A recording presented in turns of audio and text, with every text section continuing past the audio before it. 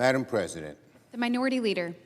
it's been a week, more than a week, since Donald Trump began his war with Iran without strategy, without an endgame, and with very little support from the American people. 7 U.S. service members have now been killed in the Middle East. One of them was killed in Saudi Arabia this weekend.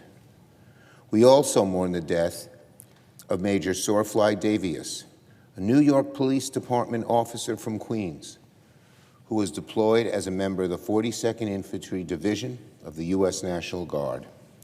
He died on Friday at a U.S. base in Kuwait.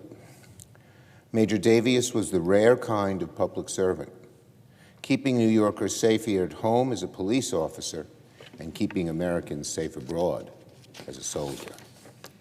The Senate prays for all our service members who have died since the start of the war. We pray for their families, and as we pray, many of us also ask, 1 week into this conflict, what are the goals of this war? What does victory even look like? We don't know. Donald Trump is making it up as he goes along. It's almost as if he wakes up each morning and decides right then and there what the strategy for the day is. Donald Trump and his administration owe the American people an explanation. Secretary Rubio, Secretary Hegseth, and other senior officials must come to the Senate for public hearings and testify under oath as to why our troops are once again fighting and dying in the Middle East. The American people deserve answers. The Senate must hold public hearings with cabinet secretaries to get answers. Now on gas prices. Here's one thing we do know. Donald Trump's war has sent gas prices skyrocketing through the roof. Brent crude rose above $100 a barrel and spiked as high as $120. Gasoline prices in the U.S. jumped more than 40 cents. Let me say that again because we had a happy little fella up there, or girl, fella it looks like, but he doesn't have to pay for the high price of gas at the pump as we do. So he's laughing. But anyway, Brent crude rose above $100 a barrel and spiked as high as $120. Gasoline prices in the U.S. jumped more than 40 cents. When oil prices spike like this, it ripples across the entire economy. Airline tickets, shipping costs, everyday goods go up, up, up in price. Inflation was already on the rise, and Trump's war just made it much, much worse. That's why I'm calling on President Trump to immediately release oil from the Strategic Petroleum Reserve to help bring prices down. The Strategic Petroleum Reserve exists precisely for moments like this.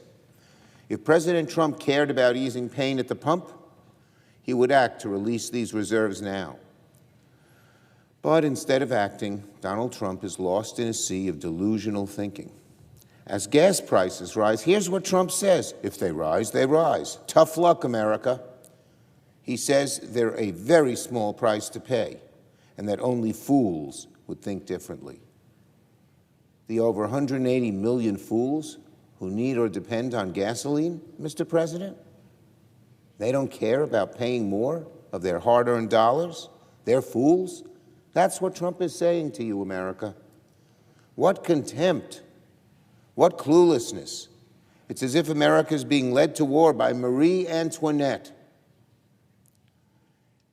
He has no clue what it's like to struggle to pay for gas, to pay for the rent, to pay for groceries. He is in a bubble. Yeah, he's a billionaire. He doesn't have to pay for these things. The average American does. I will add this. The longer this war drags on, the greater the risk it spirals beyond control. Over the weekend, there were reports that Trump is seriously considering putting boots on the ground. That would be Americans' worst nightmare, boots on the ground. Once our forces land on the ground, the hard part is getting them out. What begins as targeted operations could turn into open-ended fighting and turn into mission creep. Weeks turn into months, which could turn into years. Americans simply don't want that, and the brutal Iranian regime knows we don't want it either, so they won't be incentivized to negotiate. On the airstrike at the school. The longer war drags on in the Middle East, the more likely it will be that civilian casualties mount as well. This morning, public reporting said a preliminary U.S. assessment found that the United States was likely responsible for a deadly airstrike that obliterated a girls' elementary school that killed nearly 170 people, many children. This is heartbreaking, and it was likely avoidable. When presidents launch us into a war without a plan, mistakes multiply. Civilians and service members get hurt, and conflicts spiral out of control. Americans don't want us in this terrible, costly, unnecessary war. But 1 week in, they fear Donald Trump has dragged us into a war that is just getting started.